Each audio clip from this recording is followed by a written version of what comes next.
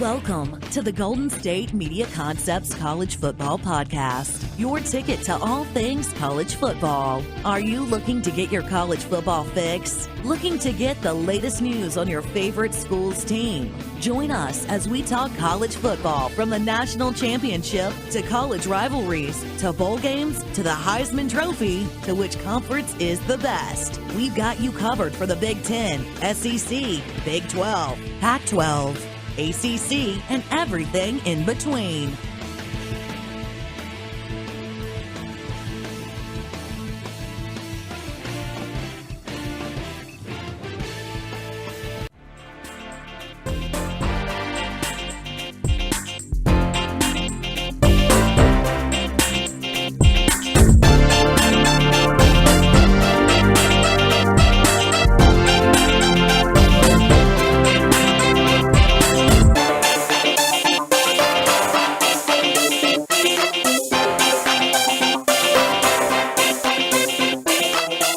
What is up? Welcome into the GSMC Football Podcast.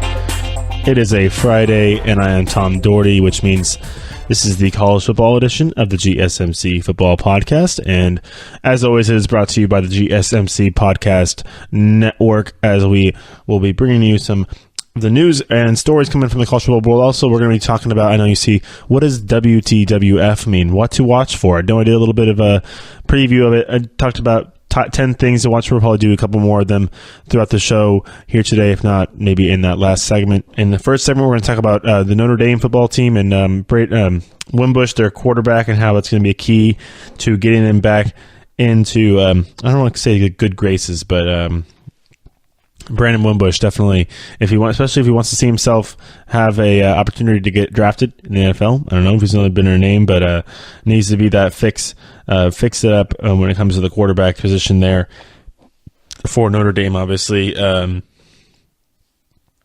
they have some good receivers. They've always had good talent around the quarterback position at Notre Dame, but haven't really had a guy coming out in the draft since Brady Quinn, I think that was, or maybe there was the other kid that didn't really do much in the in the draft either. I can't remember his name. I'll think of it in a second here. But yeah, as far as Wimbush though goes, it's kind of everything that you see from Notre Dame. They're so close, but yet so far. It's just like, even when they were the top second team in the league, they come in and get mollywopped by Alabama. Wow, I can't believe I'm drawing a blank on that quarterback's name. I'll think of it. He got drafted, but he ended up being pretty much a bust in the NFL, if he's even in the NFL anymore. As far as Wimbush goes and the whole Notre Dame program, obviously they're gonna have to work on filling in what they lost on the offensive line. That's gonna be a question mark. Obviously they lose Mike McClitchy and Quinton Nelson there on the offensive line. There'll be a job for Brian Kelly to try and figure that out. Obviously Wimbush has got to worry about himself. As far as Jim Wimbush he's got all the intangibles, got the arm strength, got the size, got the intelligence, mobility, great student, great character. Obviously, it's what it takes to play at Notre Dame. It's a very rigorous school when it comes to the academics, just like you see over at Stanford or some of the other big schools as well, private schools as well, that require a lot of academic attention, and sometimes the football can get kind of, I wouldn't say go by the wayside, but sometimes it does get put in the second box compared to other schools where it is the first and sometimes the only box, apparently, like, we're going to just have a tutor do your classes for you or something. But as far as Wimbush goes, obviously he did have that bowl game. Obviously, they did have that 10-3 season, but I think that they just to make the next step forward, he's really going to have to start working on getting that ball down the field a little more, and he's being able to do that when he worked with Taylor Kelly, he's a big QB trainer.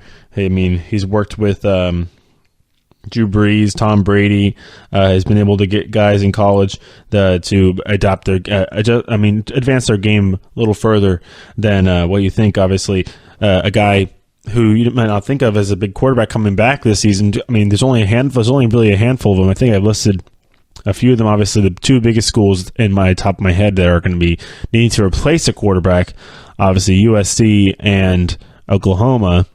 I mean, you could say UCLA in there too, as well as Wyoming. Not really.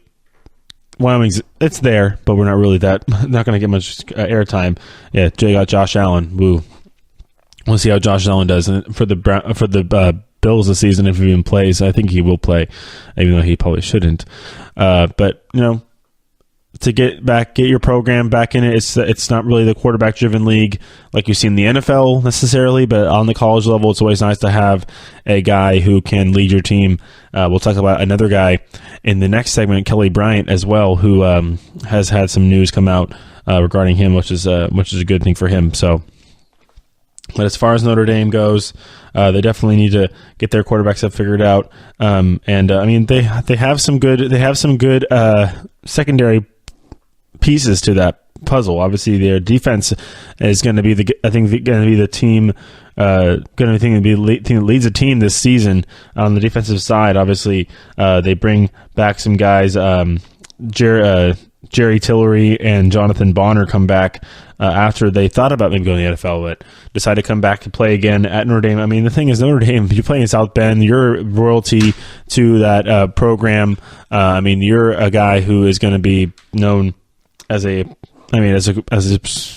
Notre Dame Fighting Irish player for the rest of your life. I mean, it's kind of a thing there. So I'm not surprised to see those guys come back on from those guys, as well as they immediately lead the team. Tillery did lead the team in sacks with 4.5, and quarterback hurries last year with 11 hurries and 4.5 sacks last year. So definitely a good idea for him to come back, be able to get the defense on and off the field, get Wimbush back out there for him to have the kind of breakout season. Obviously, with the mission this offseason, it is a mission in itself with Wimbush, obviously figuring out how he is going to tighten up his throwing motion and kind of work on his mechanics. Obviously, you get Tom House is actually a pitching coach for baseball, and then he became a quarterback guru.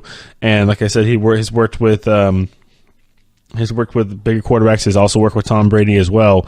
But the fact that they have now Taylor Kelly, who's this other man, and getting all these guys in here kind of that are not necessarily on the Notre Dame staff to work with their quarterback definitely is a good sign to say that they're going to try and work on the timing when it comes to Wimbush's throwing motion in his upper body. Obviously, it's all about rhythm. Quarterback's about rhythm. You hit the back foot, you let go of the ball.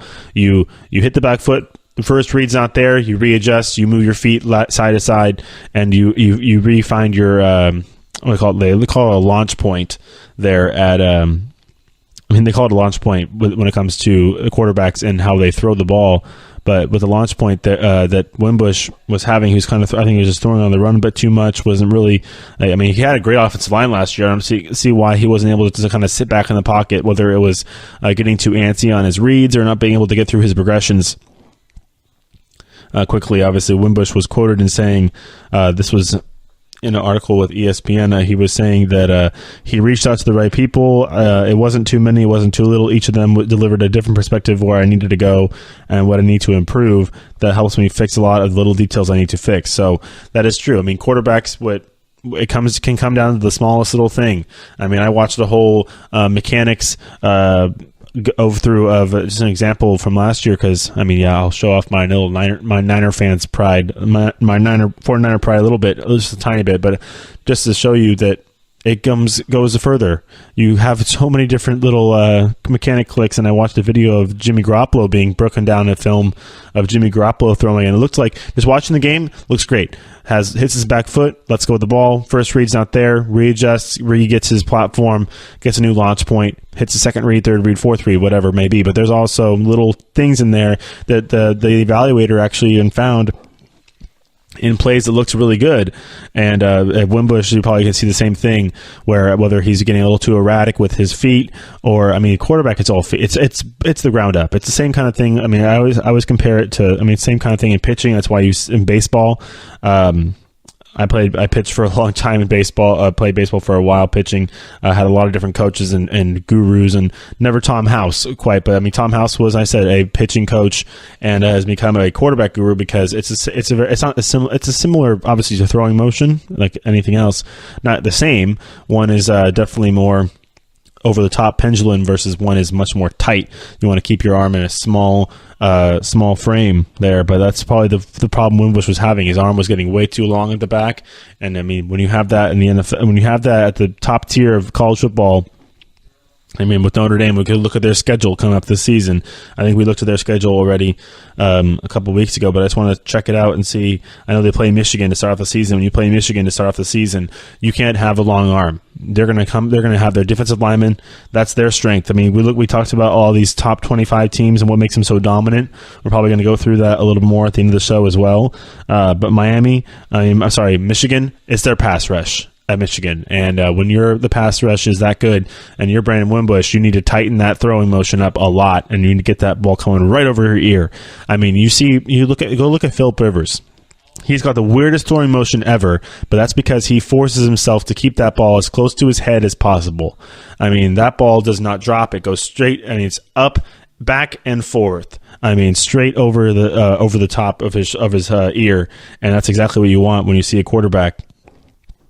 So, I mean, with Wimbush, obviously, he says that he needs a little bit of things here and there to fix, but I think it can turn into a lot of stuff. You're like, okay, yeah, I need to do that, I need to do that, I need to do that. So, yeah, I mean, Notre Dame, they start off against Michigan at home. They have 3 straight home games, actually. They have Ball State and then Vanderbilt. The next toughie is going to be Stanford at home as well. Stanford always known to be able to get after the quarterback as well, so they got some good they have always great line play. That's really some of the best line play you'll see is going to be that Stanford Notre Dame game. And usually whoever controls the line of scrimmage will be able to come on top of that game. But Wimbush is going to be the guy back there.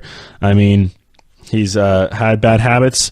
That ended up turning him into a kind of a slump quarterback last year at the end of the season. I mean, quarterback bad habits is getting antsy with the ball, having happy feet, and not knowing when to get rid of the ball. I mean, throwing it too early or too late, or having happy feet and not letting your block set up. I mean, when you have a top tier lineman like Quentin Nelson and Mike McClitchy on your line, as well as the other 3 guys that I'm sure were very good, you got to be able to trust those guys and know that they're going to block for you. And being able to sit in that pocket and read and feel the pressure come around you is a huge key when it comes to quarterbacking, and Wimbush has definitely got to figure that out coming up this season, and it's going to be a key to his success. If he can just trust his line, sit in that pocket, go through his progressions like you're supposed to, readjust your feet follow your eyes. Your feet always follow your eyes at quarterback, because I'm just kind of throwing out little tips here.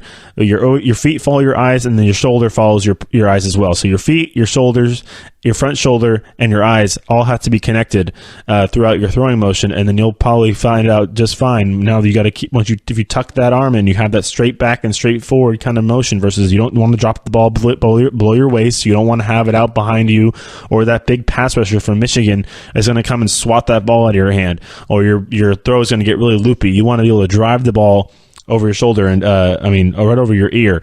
I mean, you see some of these guys throw some of these tight spirals. I mean, go watch Josh Allen, go watch Josh Rosen. These guys just got drafted. You know, has a beautiful ball is the quarterback for the Rams. Why his name isn't coming to my head right now is absolutely ridiculous. But he's got a great, just absolute cannon for an arm, and it's all because of mechanics. It's all because of mechanics. Jared Goff, there we go. Wow.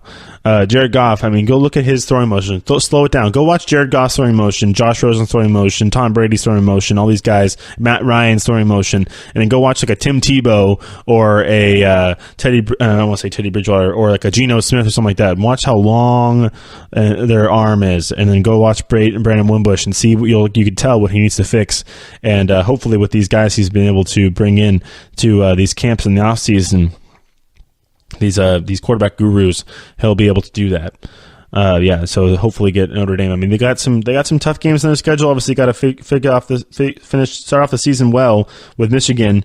You get a couple reprieves before you play Stanford, and then another tough one will be against Virginia Tech. They also got to play at Northwestern, and play Florida State at home, and then they finish off at USC. So there's some games in there that can be challenging, and can be games where Brandon Wimbush really steps up and gets Notre Dame back to where they were when they were in the Manti Te'o days, and getting into that national championship game.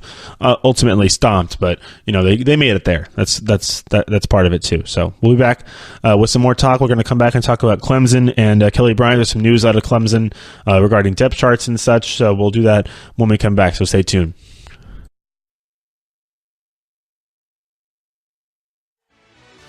Are you looking for help for your fantasy football team? Check out the GSMC Fantasy Football Podcast. Get today's best advice on who to start, who to sit, even who you should draft. From sleeper picks to red-hot lineups, they got it all covered for you. That's gsmcpodcast.com/fantasy-football-podcast. We'll cover traditional leagues, dynasty, PPR, even IDP leagues. When you need fantasy help, there's just one show to hit up. Don't forget to like them on Facebook and follow them on Twitter. Visit gsmcpodcast.com for more info.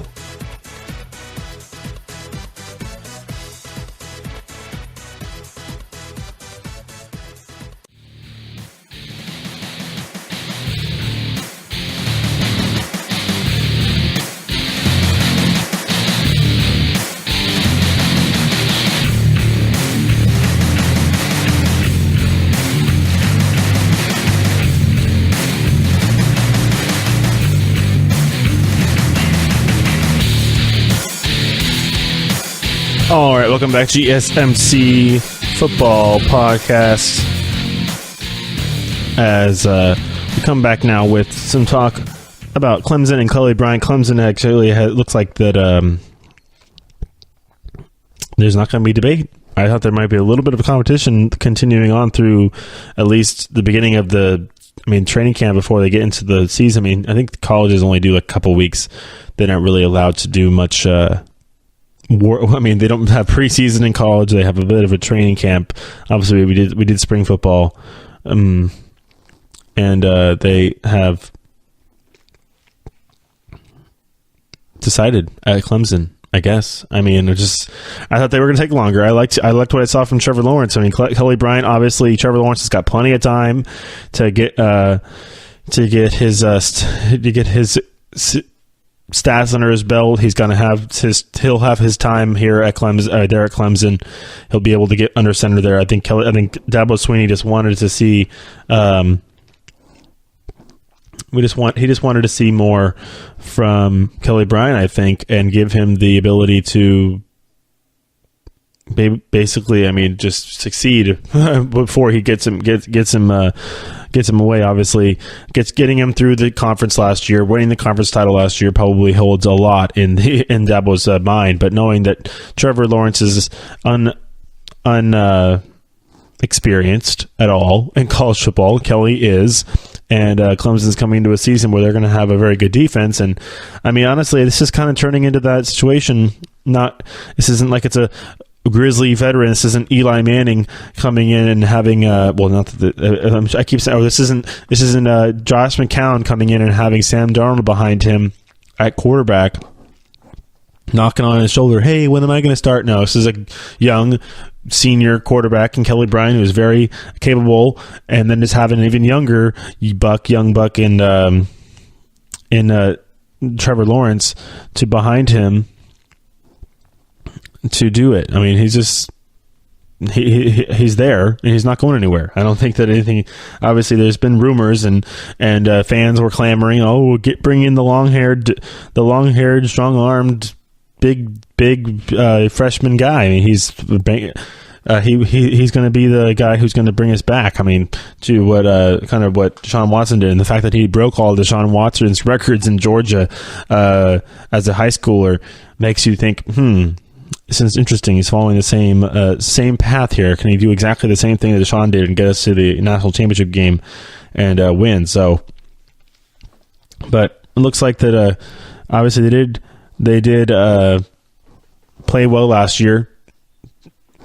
Kelly won a handful of games against ranked opponents, got himself into the number one seed, and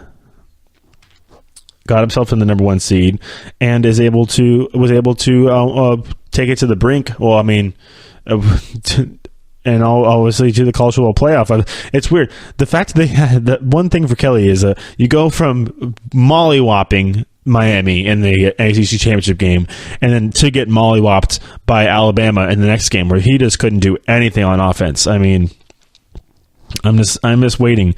I think that we might be seeing some sort of situation here where it's a Jalen Hurts and Tua Tagovailoa situation, because Tua was there. Tua was going to transfer if he didn't play. Obviously, I think Kelly's a senior, so he's not really he's going to be done after the season, regardless. And I mean, you saw the fact that you saw what Bryant can. I mean, you saw what Lawrence can do. You saw what he can do during the spring. I think Dabo was just like, we're just going to wait.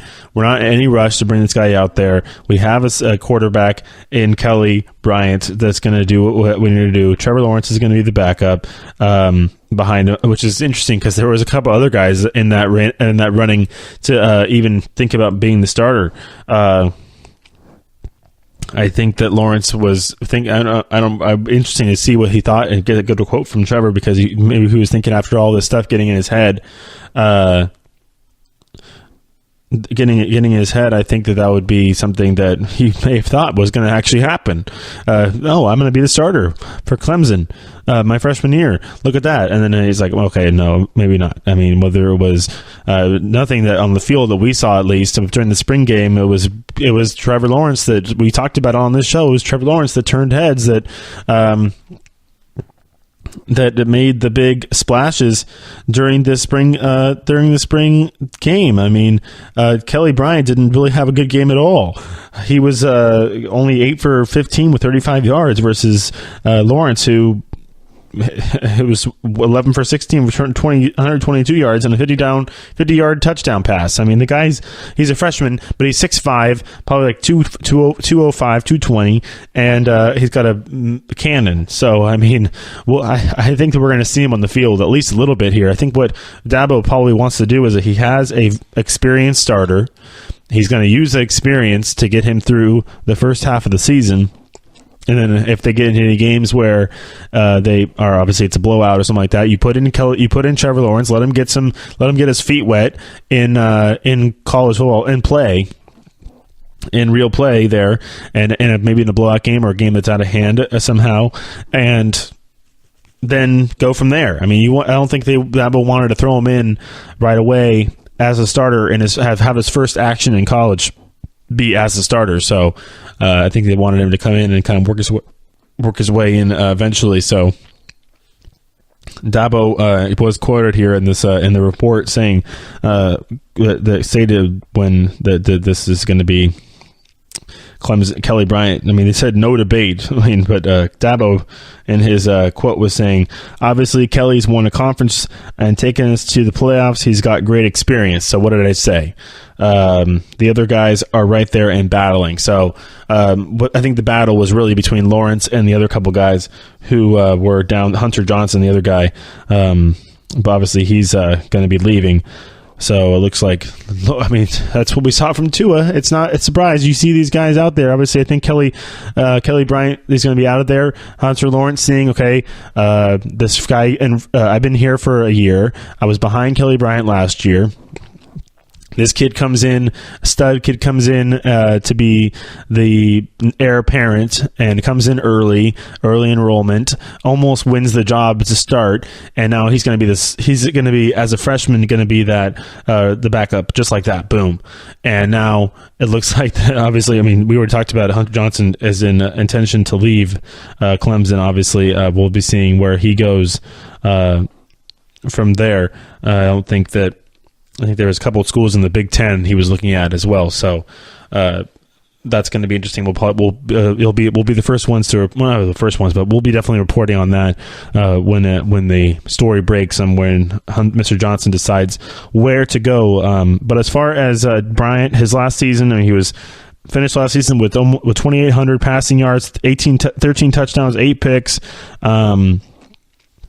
That Clemson did finish with only about 3,300 passing yards, which is as low as since 2010. So Bryant obviously needs to step it up. I think he's going to be having a little fuel under his butt this year for sure, because of the fact that you have Trevor Lawrence. Obviously, Dabo has his own comments about him as well, saying that he's a very poised young player. He's been exposed a lot. He's a kid that's been starting since 9th grade. So it's obviously true. He started as a freshman in his senior season and as a freshman on his high school team, because that's how big he was and how good he was. So we'll have to just wait a little bit longer before we see what kind of quarterback Trevor Lawrence is going to be. Obviously, I think this is a guy we're going to be watching on TV for quite some time. And is going to be a guy that we'll see how long he lasts in college for, if he's only going to go the 3 years and skedaddle, or I think is it 2 or 3 years you can be in college. Obviously, he's going to. I think we're going to see him on the field. I think Kelly's going to hear the footsteps. That's kind of the quarterback that Kelly Bryant's making me think that he is. He's a guy who's going to hear the footsteps and regress, I think, a little bit, instead of stepping up to the challenge. I mean, I could be surprised, but going off of the stats last year, if you're a quarterback in that Clemson program, you know who they're recruiting, you know who's coming in next year, obviously you think that your job secure. You get your team to the number 1 seed in the conference, after winning your conference, number 1 seed in the college football playoff rankings, but then you lose badly. So it throws everything out the window. Everything you've done just goes out the window, because they put Alabama in that CFP playoff, and you got mollywopped. Absolutely mollywopped. And then if you'd played Georgia, you probably got mollywopped by Georgia. You're probably hoping, cross your fingers, that they put Auburn in there as the 4th team. So Kelly, sorry buddy, I think that you have a guy who's just was born and bred and been doing this his whole life, almost, it seems, to be the starter. So maybe I'm wrong with the fact that Dabo thinks that he doesn't want Kelly to start his career at Clemson as the starter, rather than just work him in through some garbage time and get him some snaps in real play, in games that are kind of already decided. We'll see. Obviously, injuries are a thing. We don't want to wish anything on anybody. We want everybody to stay healthy as long as they possibly can. But it's football, and you never know what's going to happen. So it's also a nice little security blanket for Dabo to have in his pocket, back behind him. And that to have a 6'5", this guy's huge. He's huge. Have you seen the guy? Go look up a picture of Trevor Lawrence. You probably don't know who. We've been talking about him for a month now.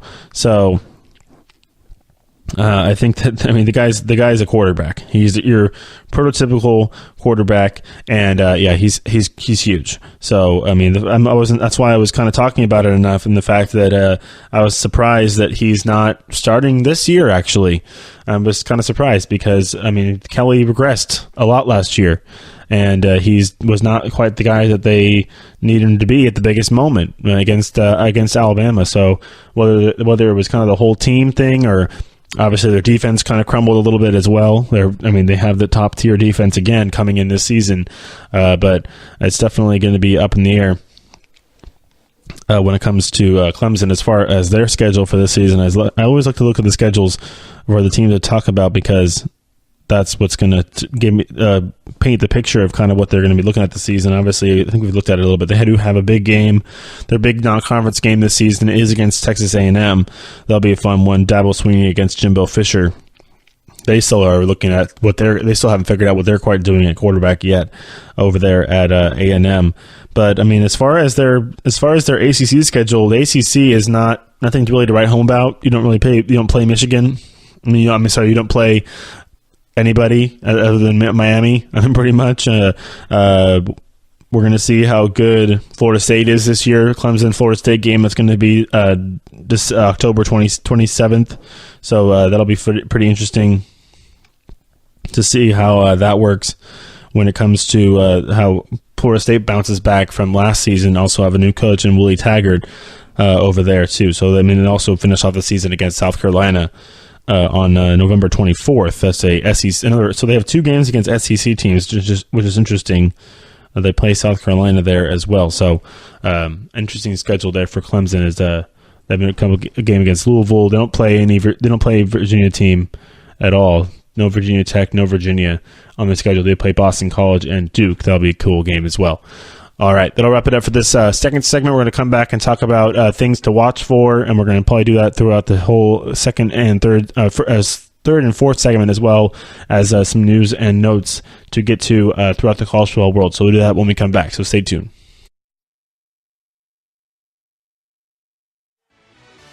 Check out the show that's built on the MMA. From the UFC to extreme cage fighting, they got the fights covered. Check out the GSMC MMA Podcast. Get the latest news on past or upcoming fights. Join us as we talk to and about some of the biggest names in the MMA, past, present, and future. When it's the fight game, there's just one show to check out. GSMCpodcast.com/MMA-podcast. Don't forget to like them on Facebook and follow them on Twitter. Visit GSMCpodcast.com for more info.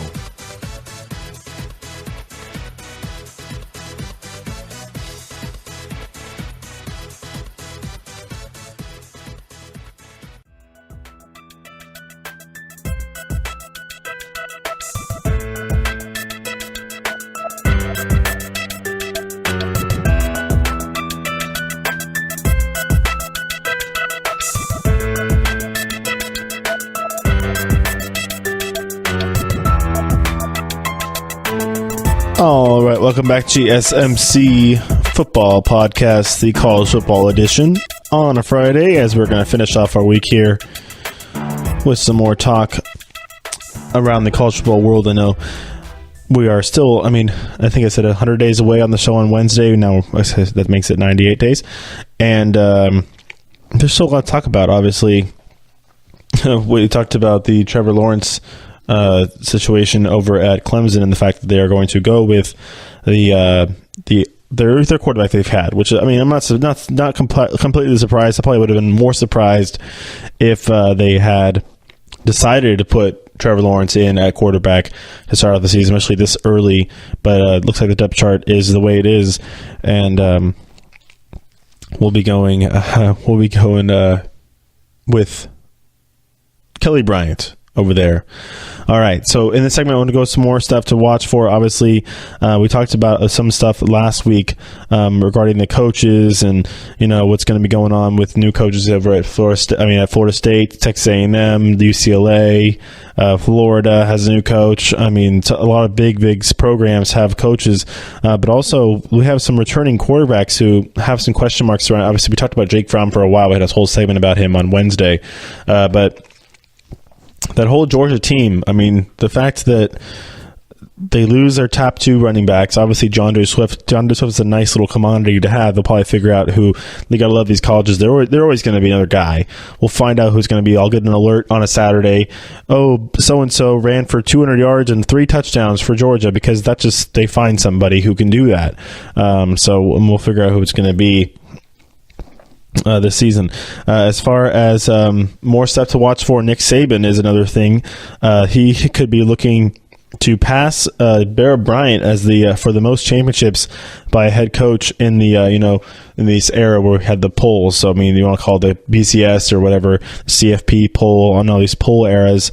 That's going back to 1936. So it looks like as far as when it comes to all these national championships, he's won more than any other of the he's won more than any of the FBS coaches have altogether. So 18. He won with LSU, 5 more with Alabama, and he'll get one. Sorry, not 18 championships. That'd be crazy. He's got 6 championships total. He'll have 7 if he wins another one. That'll pass Bear Bryant there. Dabo Swinney obviously has 1. There's only right now of the FBS coaches out there. There's only 3 of them that actually have won titles. Urban Meyer has 3. Jimbo Fisher and and Dabo Swinney both have 1. So that's pretty much it as far as obviously Kirby Smart coming back in his second season at Georgia. Obviously having a great first season, just fell a tiny bit short. I mean, it's crazy watching those. You got to love ESPN and how they do the coverage for the national championship game, with all those cameras on everybody, and they have all the different angles and stuff. They have the camera that was just fixed on Nick Saban, and then the one on Kirby Smart the whole time. The change in demeanor for both those coaches as that last play happened was just amazing television. I have to hand it to ESPN right there, because that was amazing television to see Kirby Smart literally coming off of that play they just made to tackle Tua for that huge loss, thinking you sealed the game for him, and then Tua comes back and throws that dime to win the game. He just drops his headset and is like, really? This rips your heart, absolutely rips your heart out. Absolutely. I mean, this is the Georgia team that they didn't mollywop Oklahoma. They went to overtime and they won in overtime. And what do they have to do in the national championship game? Go to overtime. And you gotta love those college football overtime rules and how that works. But so it's going to see how he bounces back. Obviously, Kirby Smart being the next coach to win, probably. I think that he'd be the front runner in the house. He's got the youngest quarterback with the most experience. Jake Fromm, playing as a freshman last year, is only going to help him get better. Having that experience under his belt, getting into a college football playoff and playing in the national championship game against a Nick Saban defense, where he actually did well. He succeeded. He did well. He did his job to the utmost extent that he was supposed to, because it was definitely a tough sledding when it comes to facing a Nick Saban defense, especially an Alabama defense like that. When you have guys like Deron Payne and who's Roquan Smith in the middle. Actually, no, Roquan Smith's on Georgia. What I'm thinking of, their other linebacker. Minka Fitzpatrick. That's what I'm thinking of there. There we go. Deron Payne and Minka Fitzpatrick, guys that were first round guys in the NFL draft. So you got to hand it to the young quarterback Jake Fromm there. That's going to be something to watch for this season for sure, to see how he can build on a very successful freshman season. And I mean, there's always something to get. I mean, obviously, if you win the national championship there as a Georgia as your first year there as a freshman, that's great. Go get him next year. Try and repeat. Obviously, it's going to be a whole different cast. This thing about college football, I mean, you think, all right, we were that close, we're going to have all of our guys back, just like you would in the NFL, our running backs. Nope. We're going to take Nick Chubb, and we're going to take Sonny Michel from you. And, and Isaiah Wynn, your right guard. Bye. They're gone. So, they have to figure that out, obviously. That's the thing about recruiting, is that there's always going to be the next guy up there with college football. So Georgia, obviously, losing Nick Chubb, Sonny Michel, big deal. But DeAndre Swift, they also have a guy by the name of Elijah Holyfield, who could be a big deal right there.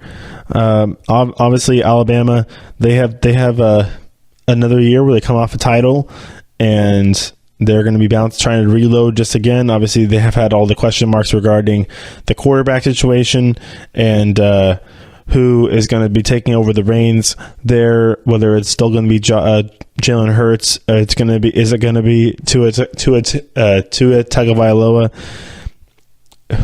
I think Tua won that job. I've said it since the beginning. Tua won the job in January when he won the game. Jalen couldn't do it. Tua's a better passer. He's a prototypical quarterback. He gets the job done. He's got a great arm, throws a great ball. Jalen is a runner. Tua can run too. He's mobile. He's mobile around the pocket, but that's kind of what you want now. That whole running quarterback, Johnny Manziel, Colin Kaepernick kind of, run around, even you could throw RG3 in there, was a fad. I think it was a fad. And yeah, you got Jalen Hurts, who could run the read option great and maybe throw a couple RPOs, but he does not very accurate. You got to be accurate when you throw RPOs. You got to be accurate, and you got to be able to have the defense, what they're going to do in mind, because it's tough. It's not easy, especially going against SEC defenses like that of that caliber. Is not easy. So I think that having a quarterback that can be just mobile in the pocket, sit in the pocket, dissect the defense, pick apart a defense is going to be more towards their liking. Obviously, Jalen got his team to play where they needed to be last year. They squeak into the CFP playoff rankings. And they obviously mollywop Clemson. I mean, the fact you got to give Jalen credit; he did take care of the Clemson offense. I mean, Clemson defense. Clemson defense is no joke. He was able to take care of that. Whether it was more Bo Scarborough, which I think it was. If you go back and look at the film, then it was Jalen Hurts. Still, they got the win. They got to the next game, and they kept it going, winning in overtime. So, obviously, Tua having to take over for that is a big deal. So that's why I'm saying that Tua, I think, won that job. So it's definitely always, we're going to be watching that with a close eye. As soon as that happens, we'll be like, ooh. Another thing to look at is if you want to think about West Coast bias for a second here, as we are out here in the West Coast, a reason why Bryce Love isn't probably going to win the Heisman and won't, because nobody watches his games. And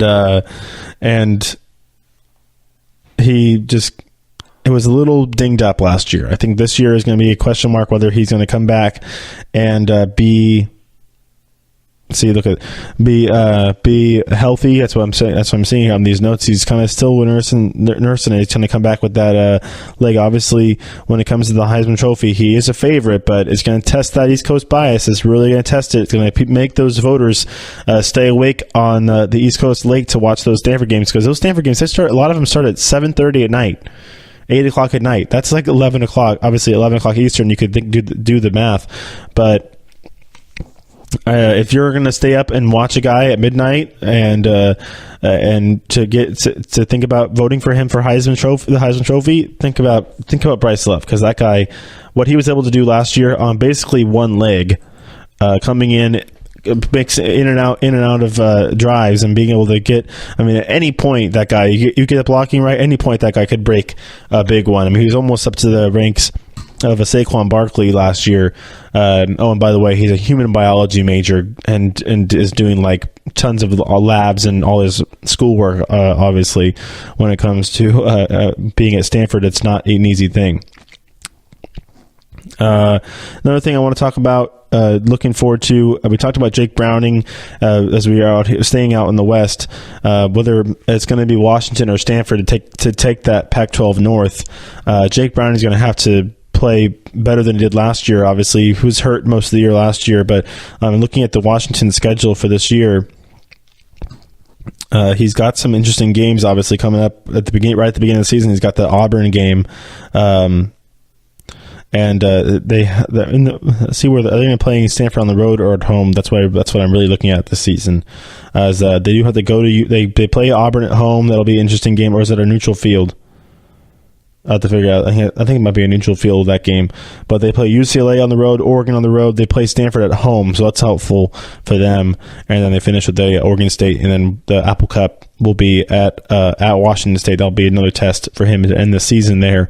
Hopefully, being able to stay where they want as far as the rankings go, if they can get into position early in that season. But winning that game against Auburn would definitely be a big deal, because you definitely, like we talked about it on the show on Wednesday, with the fact that the percentages with the SOR ratings and the FPI,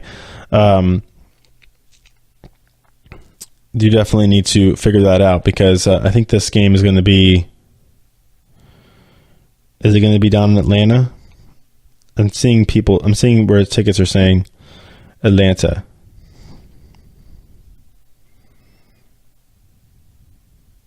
Yeah, it's in Mercedes-Benz Stadium in Atlanta. So one of the kickoff games for the season. You gotta love those.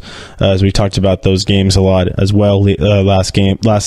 Last show with the announcement that we're going to have 2 games back to back on that Saturday night football thing, with the Louisville Alabama game and then the LSU and Miami game as well. So bunch of games in the opening weekend. The first 2 weekends of football are always awesome because they have the great matchups they put together with the non-conference matchups in college. The first 2 weekends, and then you obviously get the NFL getting going as well. All right, that'll wrap it up for this segment today. We'll come back probably a little more stuff. We're talking about what to watch for coming up to the season as well. We're going to go over some news coming out regarding some future games that will be happening. I think we have a scheduling announcement as well. So we'll do that when we come back. So just stay tuned.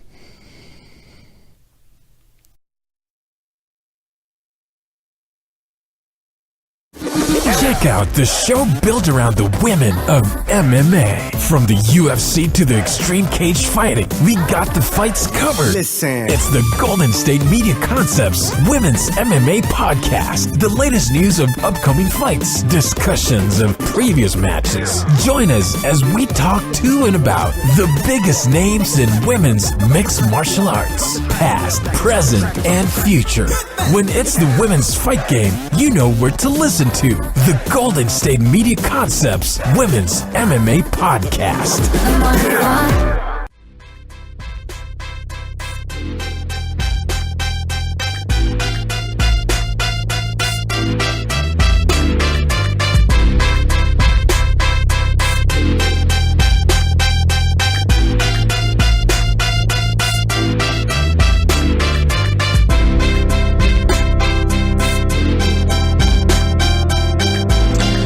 All right, welcome in GSMC Football Podcast, the final segment of the day, final segment of the week.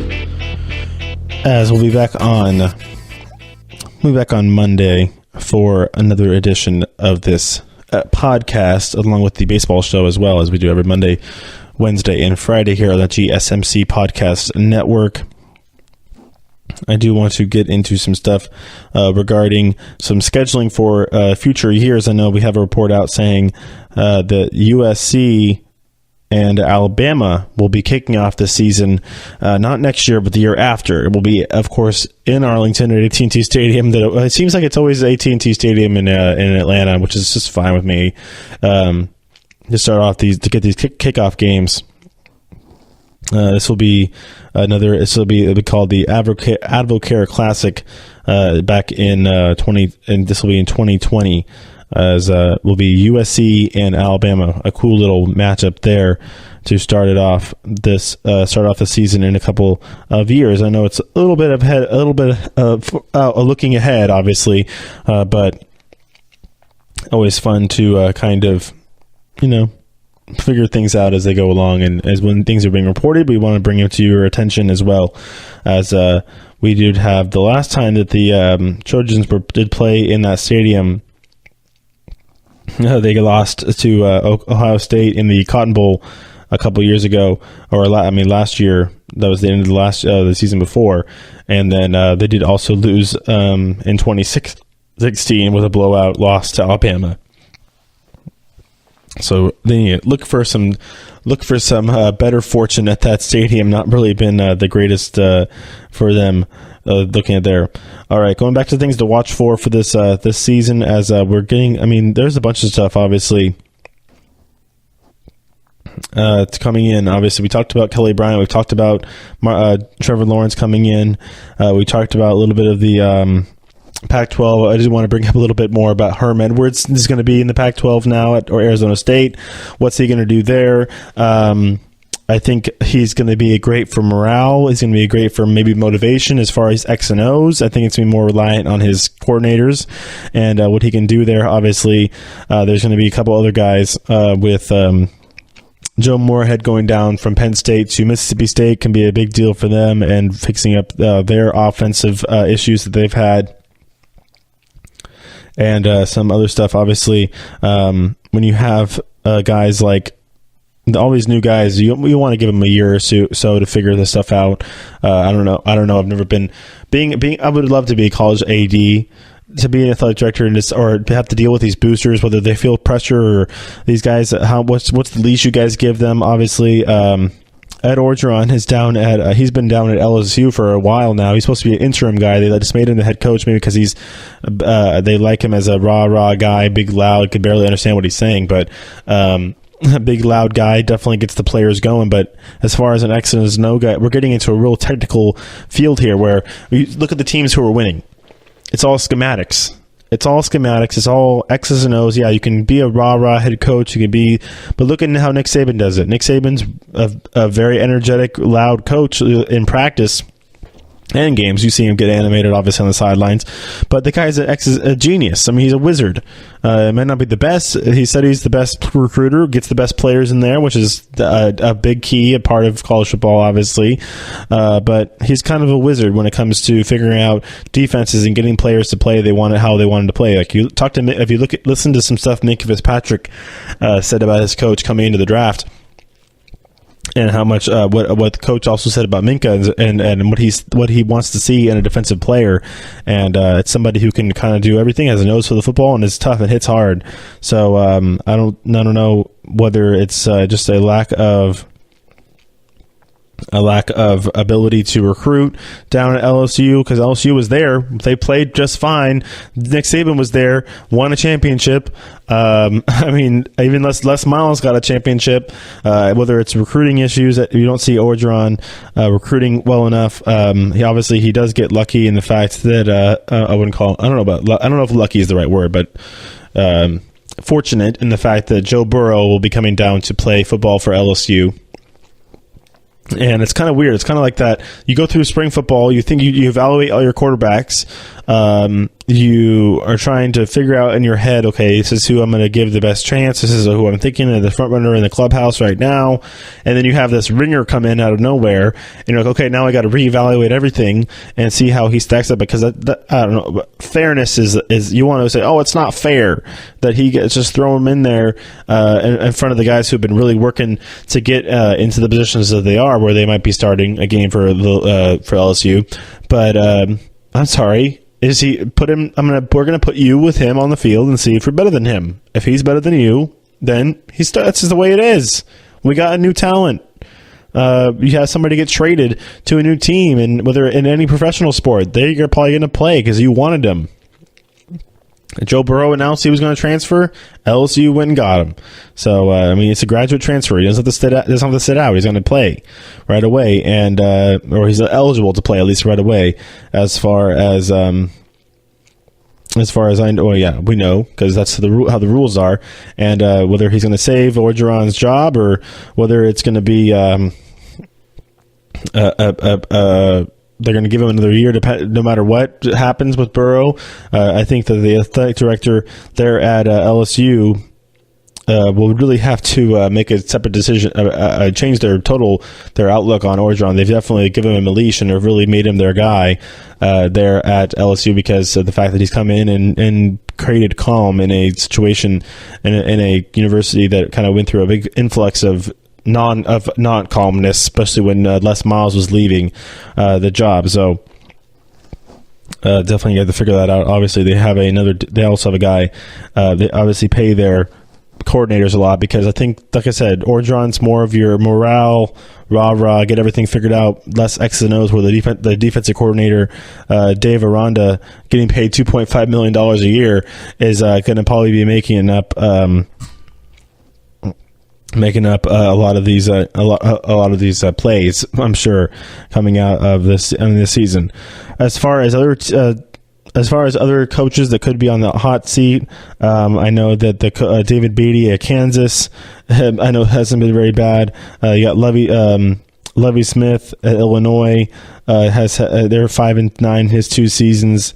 That's kind of an interesting thing. Cliff Kingsbury is another question mark to ask. I know he creates some pretty cool uniforms there for Texas Tech, but he hasn't really done anything as he's had a losing record in 3 of his of the 5 seasons he's been at the school where he attended and played quarterback there for. So I mean, whether it says, of course, there's always a joke saying that Cliff Kingsbury could be the guy going into modeling because of the pictures. I mean, whatever. It's just a joke they're saying because he's a pretty boy. As far as other guys, Jim Harbaugh, I always thought that he could be on the hot seat because of the fact that they're not beating Ohio State enough at all, and they're not playing. They haven't really gotten the quarterback they've wanted to get until this year.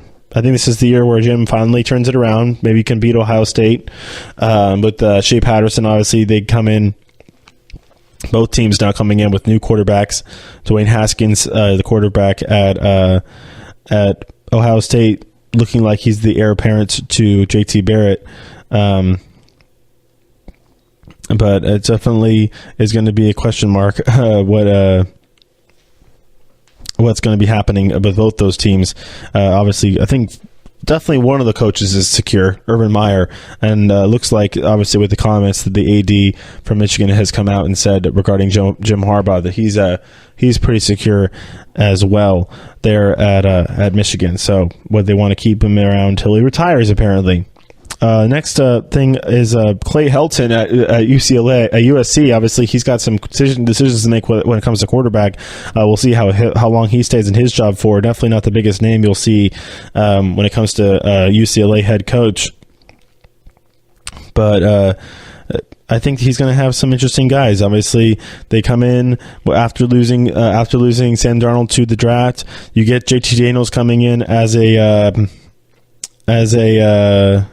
quarterback coming in early, leaving high school a whole year early, looking like he could be even a front runner to take that starting job there at USC. So, there's definitely things all over the place. We've kind of gone coast to coast in all this. Obviously, everything is up in the air, especially with all these schools who are having quarterback battles right now.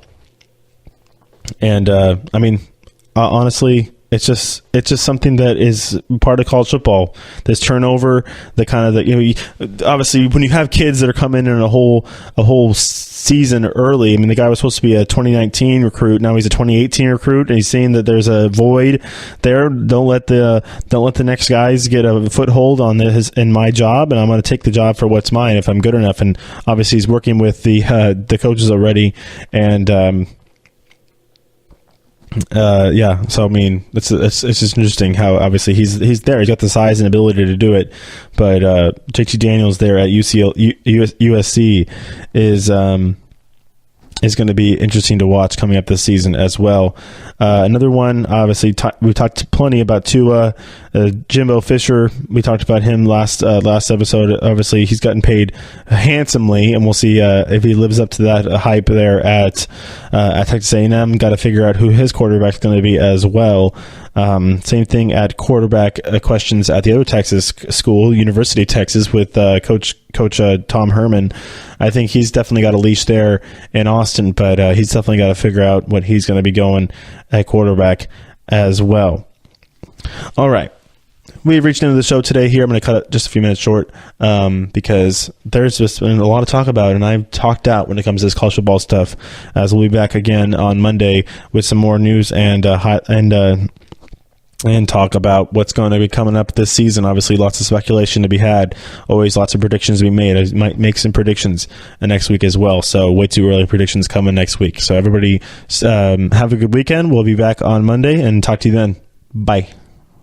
You've been listening to the Golden State Media Concepts Football Podcast, part of the Golden State Media Concepts Podcast Network. You can find this show and others like it at www.gsmcpodcast.com. Download our podcast on iTunes, Stitcher, SoundCloud, and Google Play. Just type in GSMC to find all the shows from the Golden State Media Concepts Podcast Network, from movies to music, from sports to entertainment, and even weird news. You can also follow us on Twitter and on Facebook. Thank you, and we hope you have enjoyed today's program.